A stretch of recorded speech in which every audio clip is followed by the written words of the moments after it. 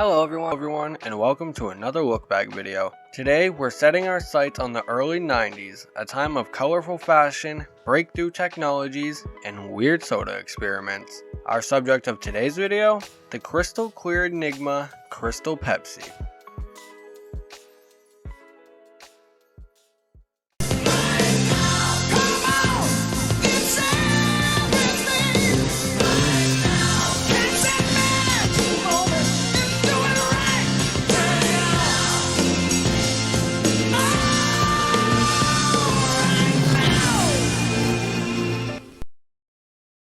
Late 80s and early 90s were defined by a fascination with purity and clarity. This concept permeated every corner of the corporate world, with marketing gurus dubbing it the clear craze. The trend was particularly aimed at soft drinks and skincare products. Beverage giant PepsiCo wasn't about to miss out on the trend.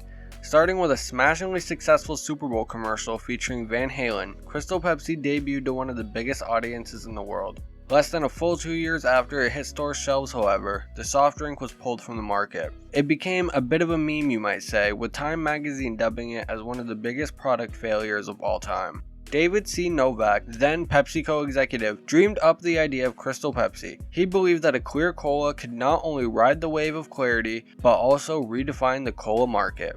He noticed that everything growing in sales was either clear or caffeine free, so he thought, why not make a Pepsi that's both? He immediately called the CEO of Pepsi, Roger Enrico, with his elevated pitch.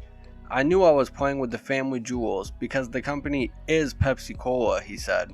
He made a convincing case that modern soda drinkers at the time wanted a lighter tasting, healthier alternative to regular cola. Enrico agreed and gave the green light. Novak immediately went to work with the help of food scientist Surinder Kumar, the man who created the nacho cheese Doritos flavor. No wonder they pair so perfectly with Mountain Dew. Kumar was the then head of the Pepsi's research and development branch, and he took notes as Novak laid out his vision. One thing Novak stressed was the importance of a transparent bottle to show off the drink's hip, new clear look. But Kumar knew that was a problem. "I knew it had a strong possibility of going bad in clear bottles. Colas are brown for a good reason. The colors keep sunlight from spoiling the drink and morphing it into a brew that smells and tastes like shoe polish. This is why 7-Up and Sprite are sold in green bottles." Or used to be, I guess. Kumar tried to warn Pepsi executives, but they told him the clear bottles were too important to let go of. Safe to say his work was cut out for him. They were to make a caffeine, preservative-free, clear soda that tastes identical to original Pepsi, but wouldn't eat into the sales of original Pepsi. Over the next few months, he and his team concocted a recipe that included a mix of sugars and salts and a secret substitute for the caramel brown color and flavor, which to this day he is still not allowed to legally disclose.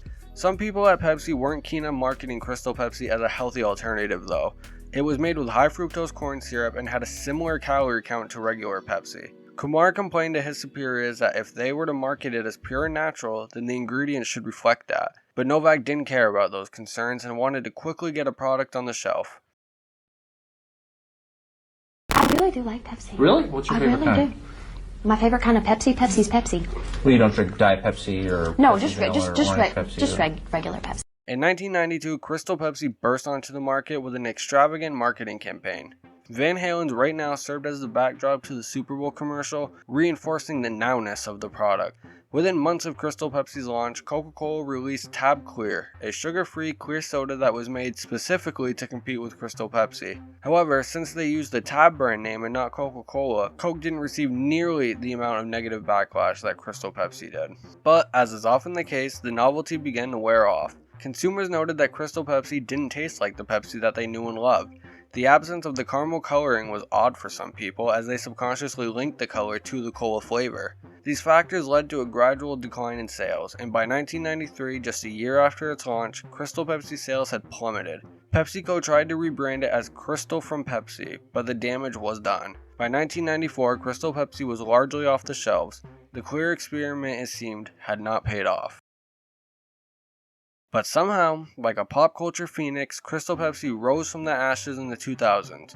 A wave of nostalgia spurred on by the power of social media led to a resurgence in interest. Fans campaigned for its return, and PepsiCo, sensing an opportunity, relaunched Crystal Pepsi in limited quantities in 2015 and 16. These revivals tapped into a longing for the past, a craving to taste and relive the memories of yesteryears, and it worked, even for a short while. While Crystal Pepsi might be gone from the shelves again, its legacy endures. It reminds us that innovation, nostalgia, and a willingness to take risks can create something truly memorable.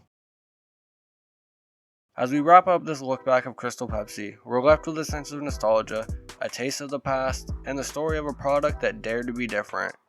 Thank you all so much for watching. Make sure to like, comment, and subscribe, and as always, I appreciate you all.